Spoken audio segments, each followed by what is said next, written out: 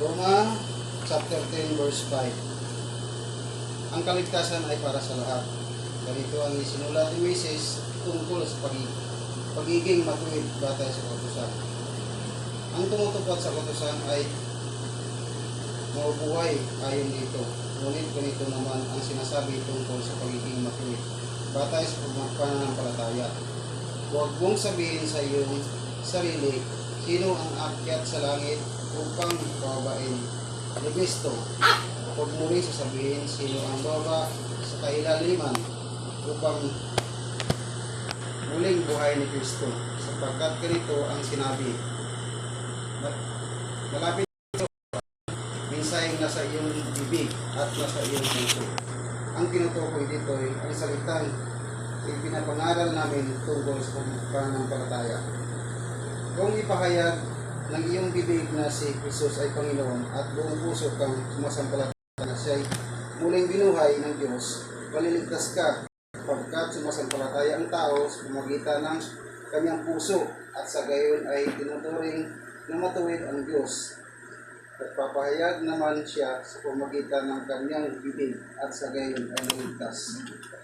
Sinabi nga ng kasulatan, ang sinumang sumasampalataya sa kanya ay hindi mapapahiya, kaya walang pagkakaiba ang katayuan ng Hudyo at ng Hintil. Isa ang Panginoon nang siya'y kasaganang nagbigay sa lahat ng tumatawag sa kanya.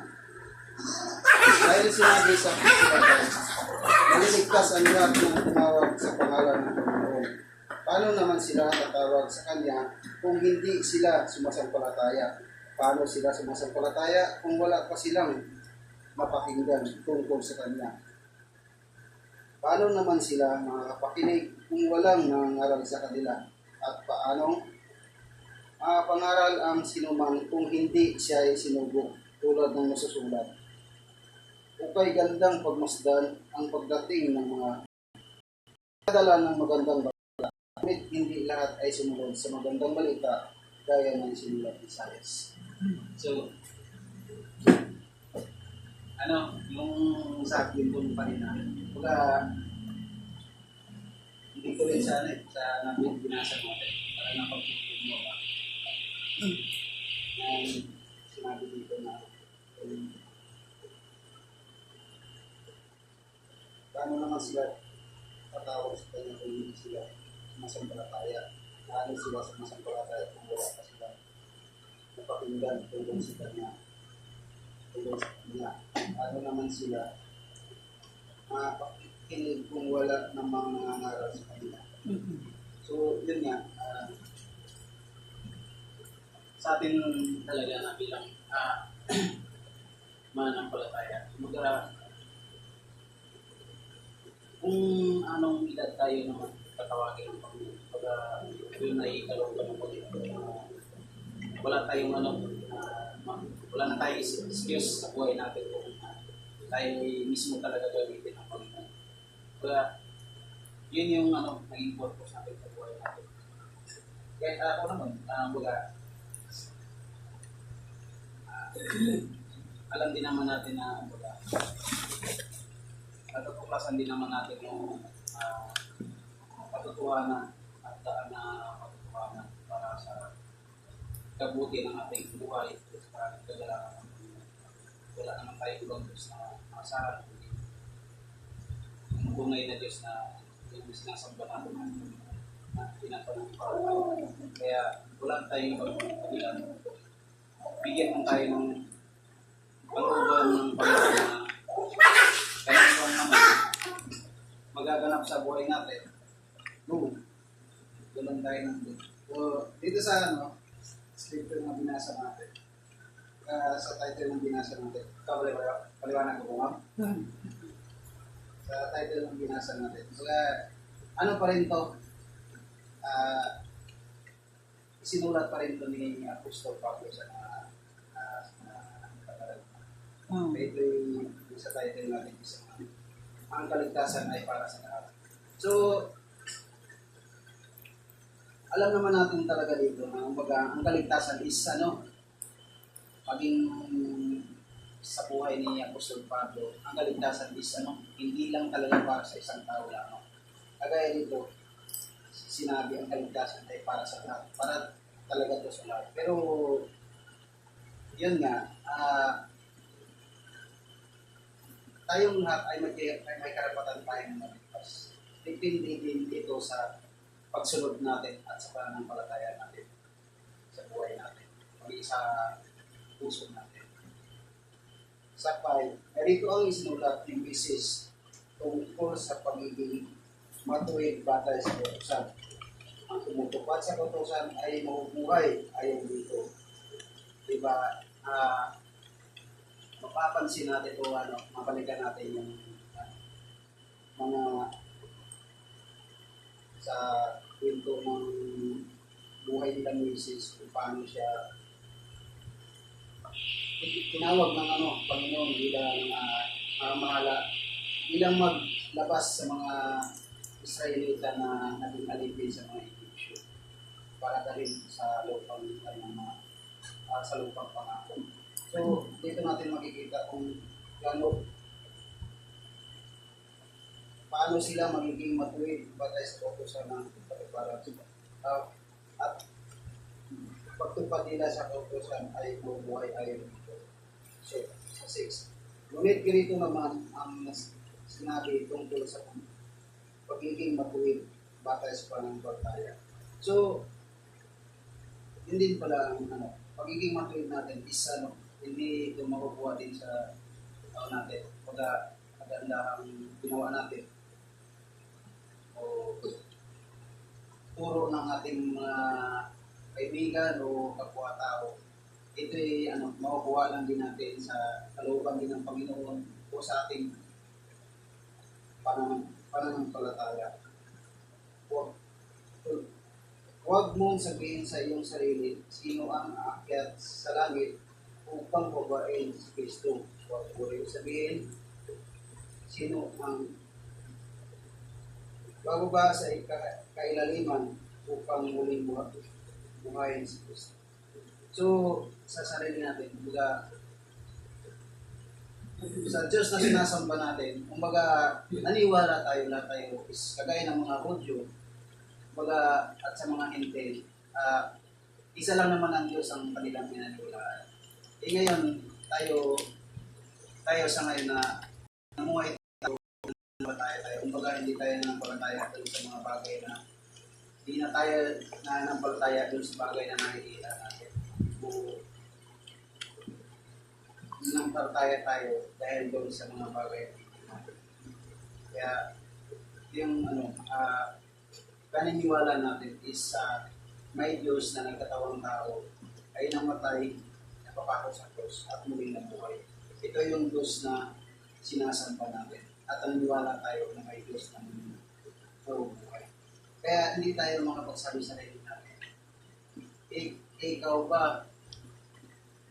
Sino ba ang umakyat sa langit para makapagsabi na oo nga, mapag-justify na oo nga, si Kristo, nakikita ko muli nga talagang binuhay. O kung meron ba, sino ba na makapabasa kay Galunman na makapag-justify din na yun nga,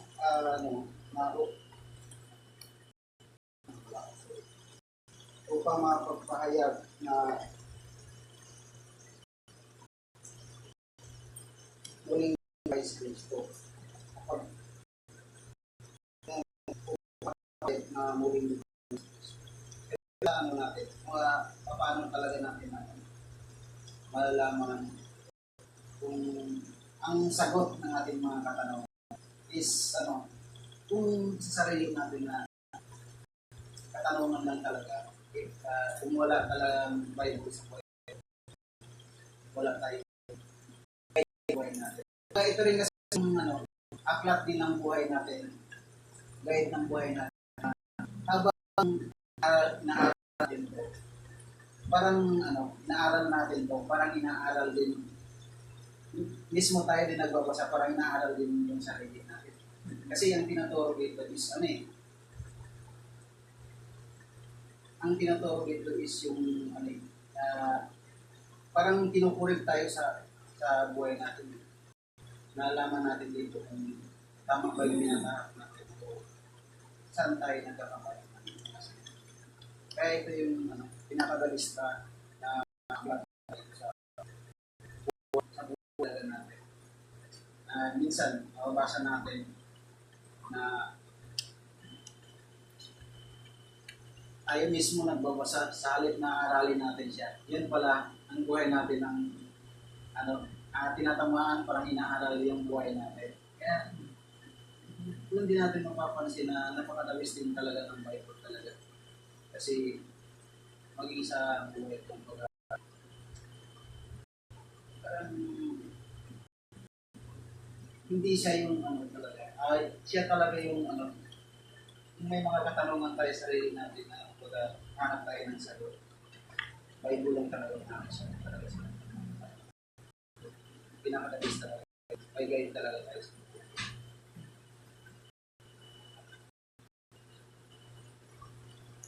So, tayo sa A.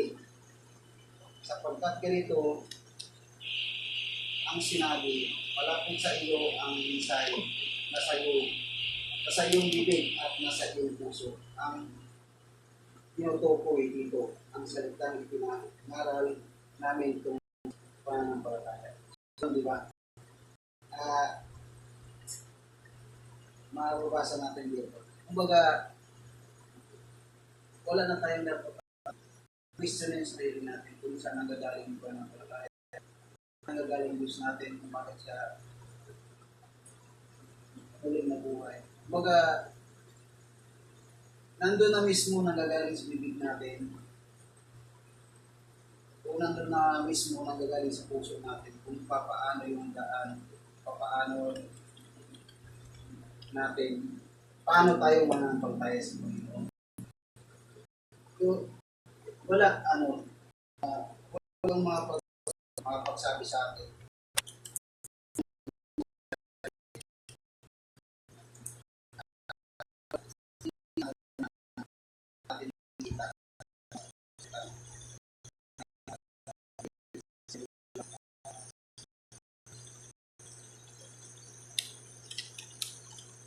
Sa atin, sa sumasampalataya ng tao sa pagitan ng kanyang puso at sa gayon ay na matuwid ng Diyos. So,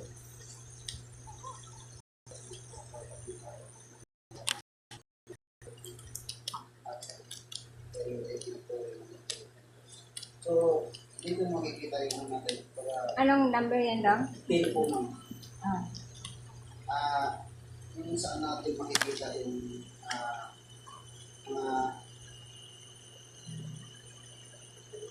saan natin makikita yung palataya.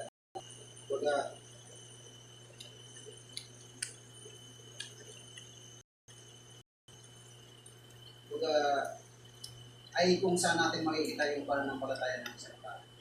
Doon natin makikita yan sa kanyang puso at sa gayon ay tinuring na matuwid ang Diyos. Tinuring na matuwid ang Diyos kumbaga tayo sumunod o tayo sa kanya. Ang kalooban ng Diyos yun na sinabi ng ating ng Panginoon hindi natin at siya yung daan ng katotohanan. So, gano'n na lamang ang ibig niya sa atin. Kaya wala rin tayong ibang dahilan kung paano natin siya kung paano natin siya ibigin din sa mundo.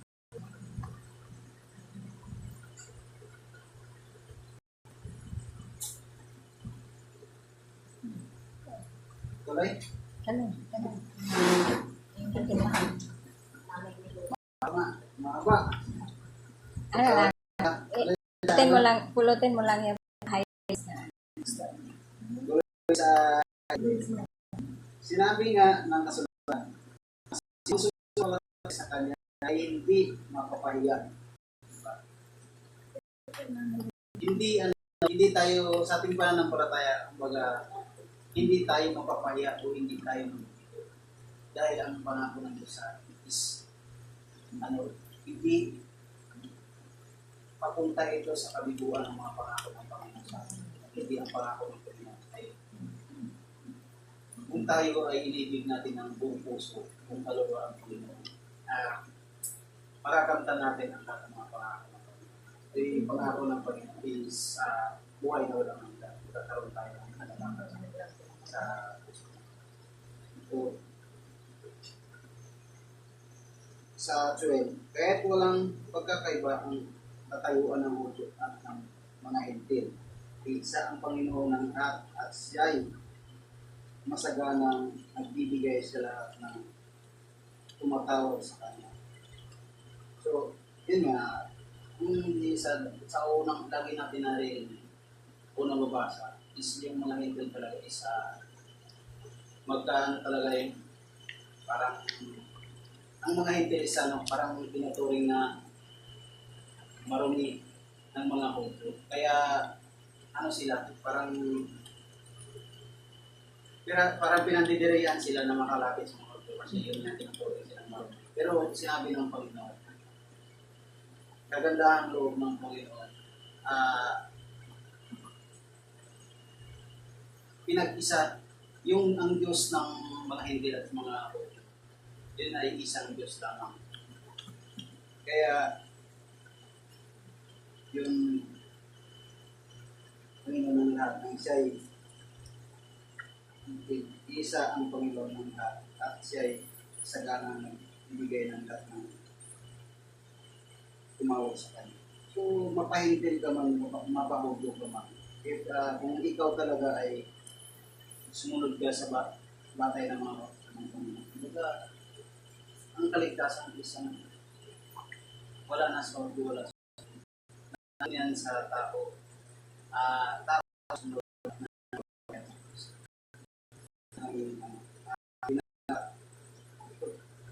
katotohanan ang buhay.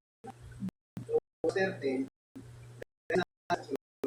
maliligtas ang lahat ng tumawag sa pangalan ng Panginoon.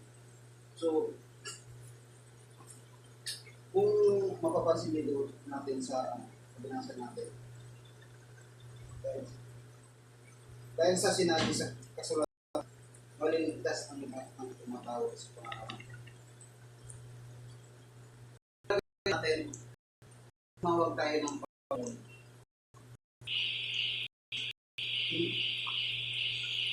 Ligtas na ba tayo sa Panginoon? Palagay natin yan. Tanong mo Kasi, ako? kasi sinabi naman dito na Lahat. maligtas ang lahat ng tumawag ng Panginoon. Kasi, kung ako ang anuhin, meron kasing yan, yung contradict sa Bible, nabi, hindi nang tumatawag sa akin, Panginoon ay so, itong hindi naman siya contradictory. Ang lang yan, yung tumawag sa Panginoon na totoong talaga nasa puso niya at saka totoong kilala niya ang Diyos. Iba kasi yung tumawag ka lang na, Lito, tulungan mo ako. Si Lito, hindi naman niya tahasan kilala talaga, pero kilala lang niya sa pangalan. Nung time na yon, nandun si Lito, dumaan si Lito, parang alam mo yung nag-ano lang siya, ito si Lito. Pagka syempre aanuhin niya yan, bakit niya ako tinawag, hindi naman niya ako kilala. Parang sa Diyos din na tinawag mo ako Panginoon. Pero sabihin ko sa iyo, hindi kita kilala. So, ibig sabihin, itong na to, meron din siyang twist din baga. Ang tumatawag sa Panginoon na totoong tumawag talaga at may pagtanggap, ito yung na to, ang tumawag sa Panginoon ay maliligtas. Pero kung tumawag ka, kunyari, yung mga bulaang propeta, din yan sila, dala-dala din nila ang pangalan ng Panginoon. Diba, pinapagaling kita sa pangalan ng Panginoon? Pero sasabihin ko sa iyo, hindi kita kilala. Kasi bulaan sila. So, tama yung sinabi ni Dodong na lahat ng tumatawag sa ito yung totoo na tumatawag. So, ito yung totoo. Lahat ng tumatawag sa kanya ay maliligtas. Sige, tuloy mo daw. So, yun nga, sa korte, paano naman sila tumatawag sa kanya? Paano naman sila tatawag sa kanya kung hindi sila sumusuporta? Hmm.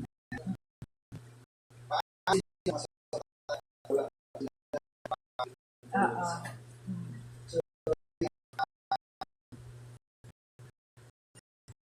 Sa mga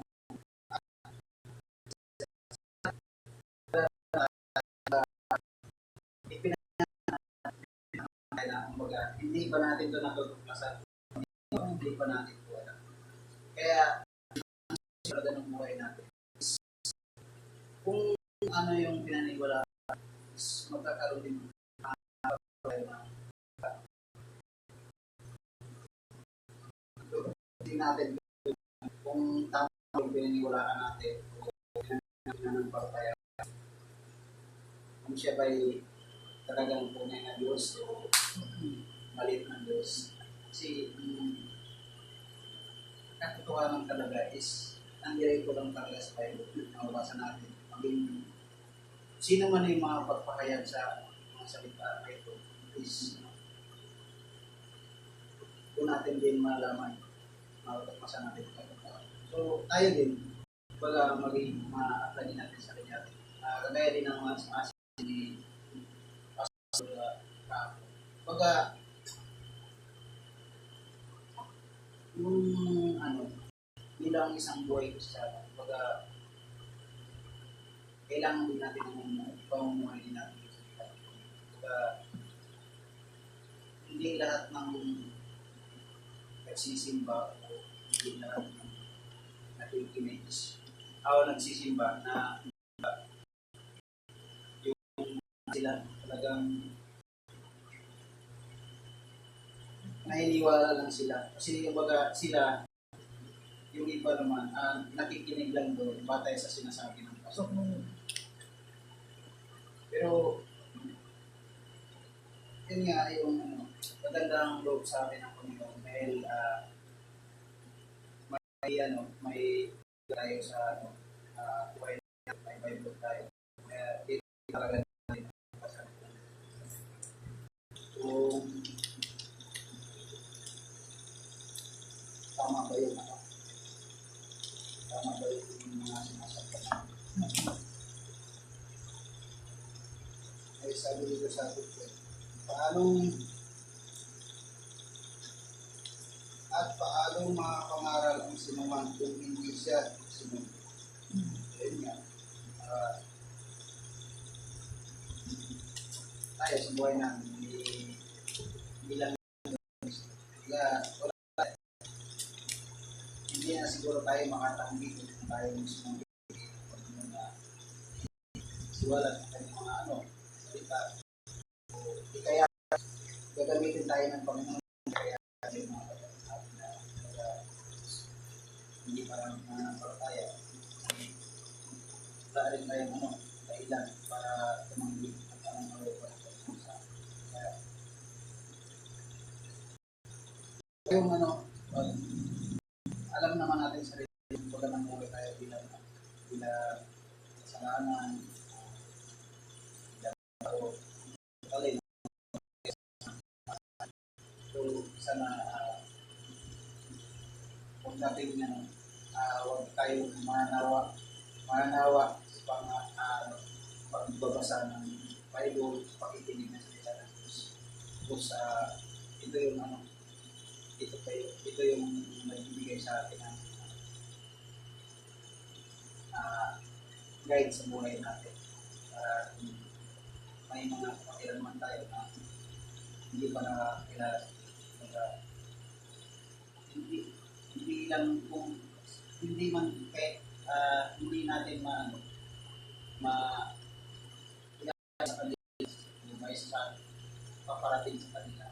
Kaya yung nasabi ni Pastor na mismo sa sarili natin nila sa Kristiyano doon na lang makikita na lang sa atin yung mga gawa natin. Yun nga yung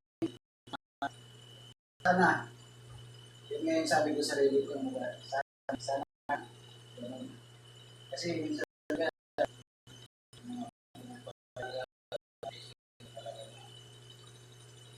hirap hirap iwanan. Kahit may iwanan mo talikuran mo, yung isa na sa loob mo. Kaya ano din, tayo, paanalig sa kalooban ng Kristo ay siya pa ang naparati sa nasa state mo, ano, kapit din ba, basahin mo, at paano makakapangaral ang sinuman kung hindi siya sinugot. Tulad ng nasusulat, kay gandang pagmasdan ang pagdating ng mga magdadala ng magandang balita. Ngunit hindi lahat ay sumusunod sa magandang balita. Kaya ng sinulat. So, alam natin. Ibuo mo yan daw. Yung gaya ng sinulat ni Isaias para maintindihan. Idiretso mo. Panginoon. Gaya ng sinulat ni Isaias, Panginoon, sino ang aniwala sa aming igabalita? Kaya ang pananampalataya ay bunga ng pag-ikilig at ang pag-ikilig naman ay bunga ng pangangaral tungkol kay Kristo. So, yun nga, ang ating pananampalataya ay ito yung bunga sa ating pag-ikilig.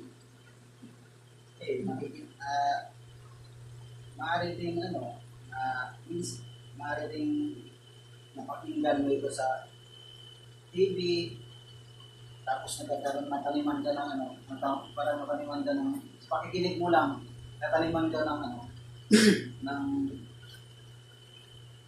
salita ng Diyos. Kumbaga, pag ikay nataniman ng salita ng Diyos, ito yung unti-unti na parang unti-unti na yayab mo hanggang magkakaroon ka ng palataya. Kagandahan din na meron din tayong pakikinig.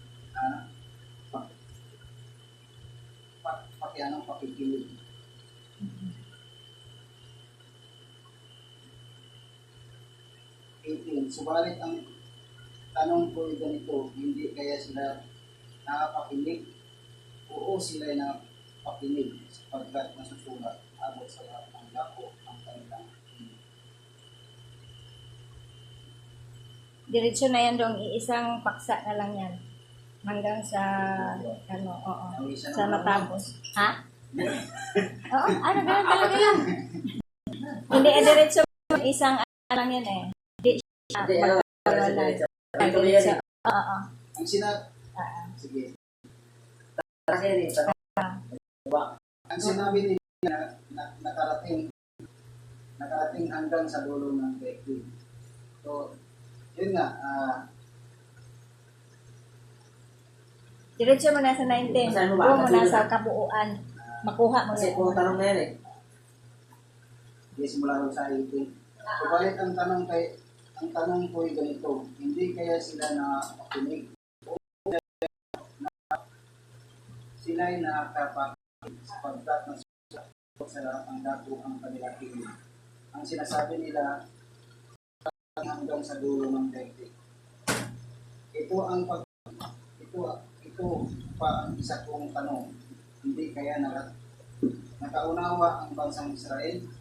Noon pa man ay sinabi na ng Moises na gamitin ko ang mga taong di man lamang isang bansa upang kayo ibitin. Gagamitin ko ang isang bansang hangal upang kayo ipalitin. So, wala na 20. Kung tapang namang pinahayag ni Isaias, natagpuan ako ng mga hindi naghahanap sa akin. Nagpahayag ako sa mga hindi nag-usisa tungkol sa akin. So, tungkol sa Israel, ay sinabi na kung mag-ahal sa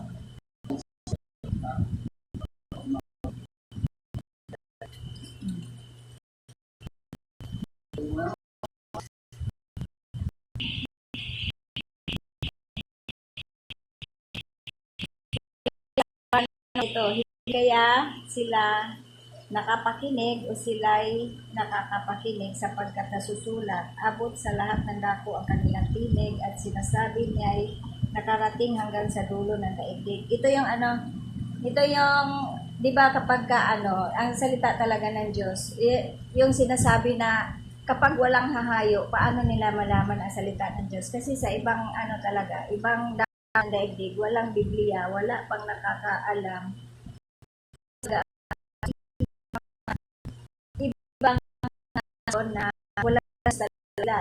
Alam mo yung na siya makain ng tao. Kung oo, yung alam nila na may Diyos, bawal mo lisyahin yung kuha mo. So, ibig hindi na nila.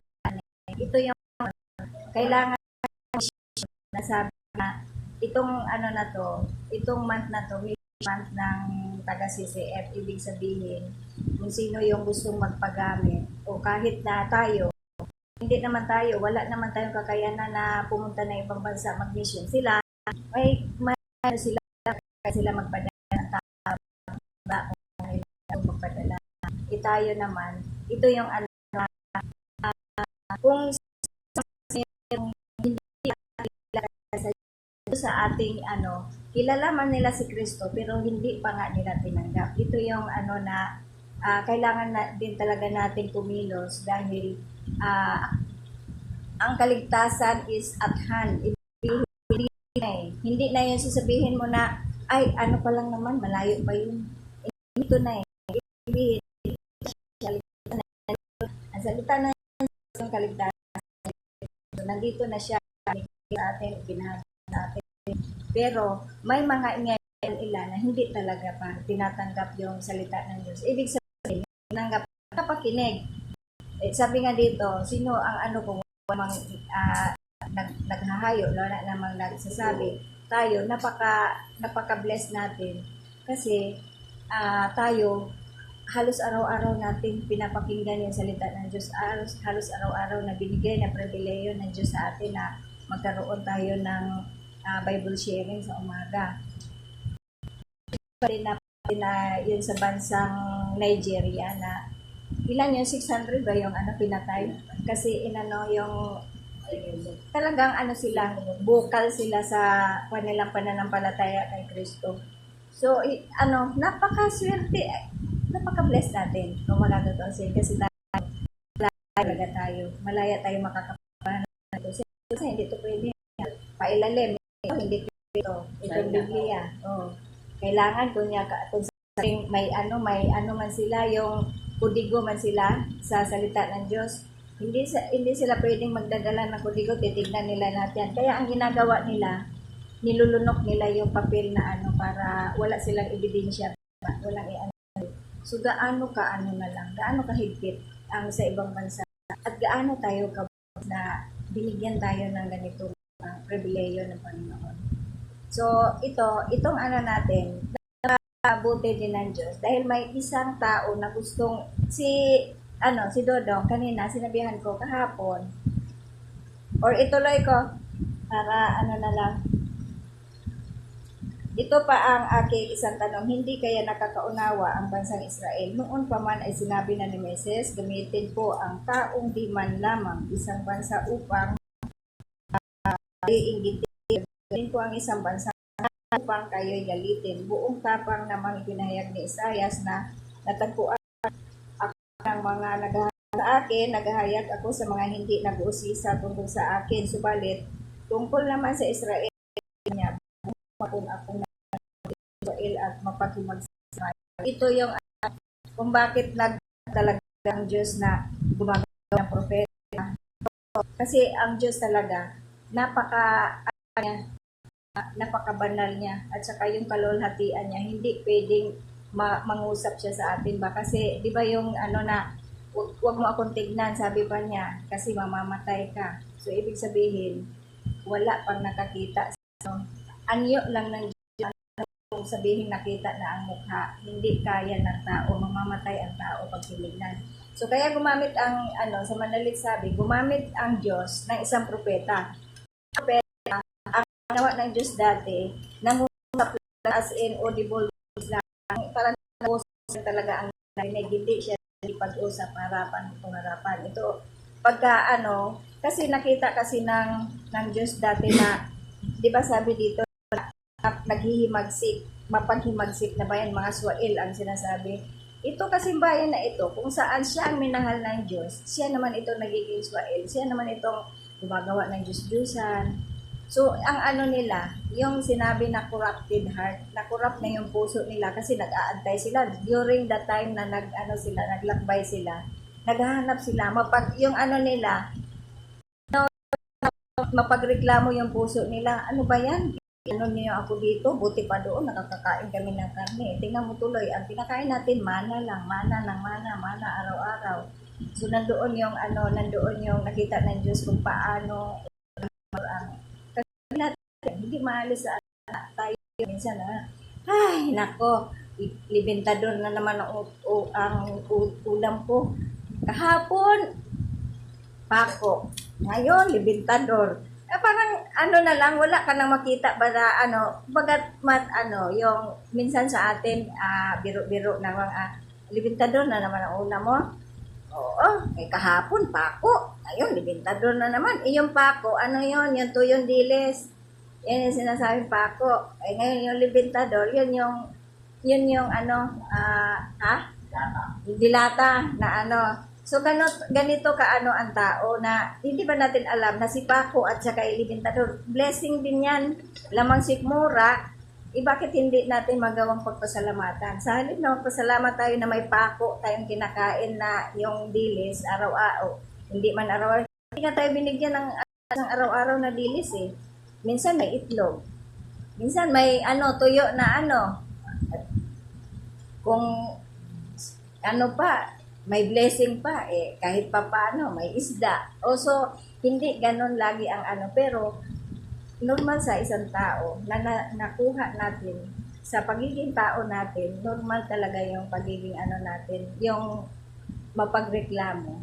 So ito yung nakikita ng Diyos sa bansang Israel. So kaya gumamit. Kahit nga sila kahit nga sila naitawid na sila sa ilog ng Jordan, nandun na sila sa Promised Land. Pwede nilaan sila ng Panginoon na yung mga sa amin na yung mga kanaan. Pero huwag kayong kumuha ng mga anumang ari-arian sa kanila para isama sila ng mga kanila. Ginawa pa nga nila yun. Kaya nung sila, yung ay paglaban sila sa mga kanang sila, yung mas marami sa kanila namatay, kaya nagkaroon ng nagtatanong si Josué kung bakit gano'n nalaman yung kaparaan ng pinagpakita na ang tala. Kung namatay lang sila doon sa ilang, sa tabi ng Jordan, lugar niya sa Jordan, wala pang maraming namatay sa kanila. Nabi sa kanila ng Panginoon. Isinuway mo yung butos ko. Kung habang hindi ko isinuko sa akin, ang mga kaya na ginawa nyo at sinama nyo sa akin. Yan. Nakuha ko yung verse na yan. Sabi nila, noong time na yon, ay kinuha lang naman namin yung pinakamahalaga. Kasi sabi ng Diyos noong time na yon, huwag kayong kumuha ng kahit ano. Pero kumuha pa rin talaga sila. Ay, kasi to sayang naman. Sayang naman. Ihandog rin naman namin sa inyo ito.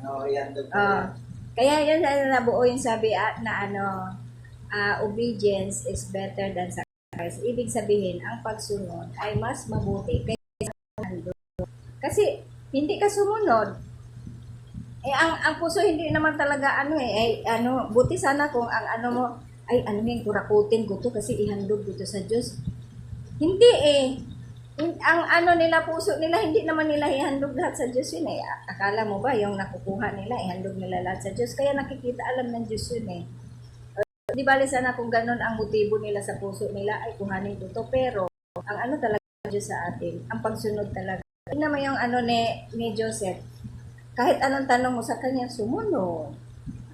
Kasi nga, walang masama sa pagsunod kasi diyan talaga ang kagustuhan ng Diyos. Kahit anong tanong mo sa kanya, sa yung sumunod. bakit gano'n na lang ang ano niya? Kasi gusto niya talaga, makasunod talaga sa inutos ng Diyos. Ano ba yung mga utos ng Diyos sa atin? Name one. Utos. Sumunod din. Ha? Diba? Ang dami. Sa Panginoon sa atin, pagsunod sa 10 kautusan. Yung 10 nga lang, hindi ko maut. Nakatala sa Biblia, may 800, utos ang Diyos. Kung utos, wag kang ganito, wag kang, kasama na yun eh. Pero yung nakaano talaga sa isang tablet, 10 commandments lang talaga yun. Kahit Ito ngayon yung nakasulat sa